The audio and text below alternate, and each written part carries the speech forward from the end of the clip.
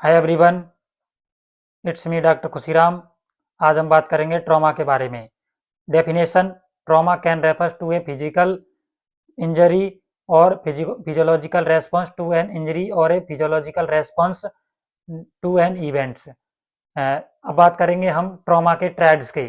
Trauma के triads होते हैं चार। पहला ट्रायड्स है रेड।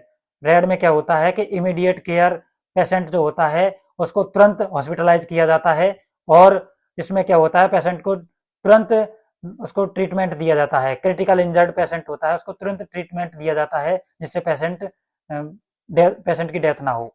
अब बात करते हैं येलो। येलो में क्या होता है कि डिले केयरलेस क्रिटिकली इंजर्ड होता है। अब हम बात करेंगे ग्रीन। ग्रीन में क्या होता है, एम्बुलेटरी पेशेंट होता है जो no life limbs threatening injury होती है। अब हम बात करेंगे ब्लैक।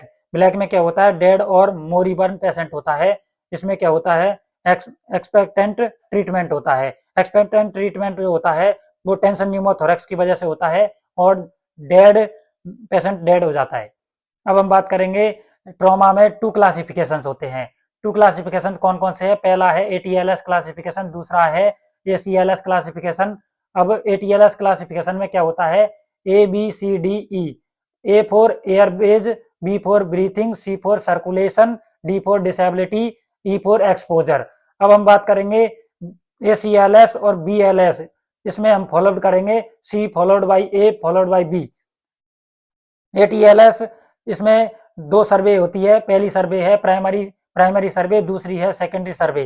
प्राइमरी सर्वे में हम देखते हैं कि ए फॉर एयरबेज। एयरबेज में हम जो पेशेंट होता है उसके जो जो एयर ट्रेकियल सिस्टम है उसमें क्या है कि हम मेंटेनेंस करने के लिए सर्वाइकल स्पाइन जो होता है उसको प्रोटेक्ट किया जाता है। अब हम बी के बारे में बात करेंगे, बी फॉर ब्रीथिंग।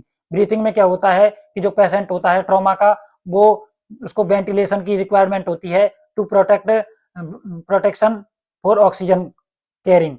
अब हम बात करेंगे C for circulation with haemorrhage control, D for disability, brief neurological examination करते हैं इसमें। इसमें बेरल न्यूरोलॉजिकल एग्जामिनेशन करते हैं। E for exposure and environmental control होता है। अब एनवायरमेंटल कंट्रोल क्यों करते हैं?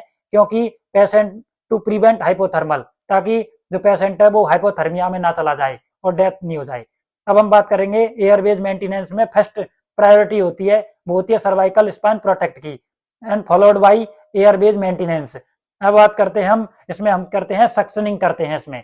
पेशेंट की सक्शनिंग करने के बाद में अब दूसरा दूसरा जो होता है वो डेफिनेटिव एयरवेज होता है। इसमें क्या करते हैं हम, Airways of choice most of the trauma होता है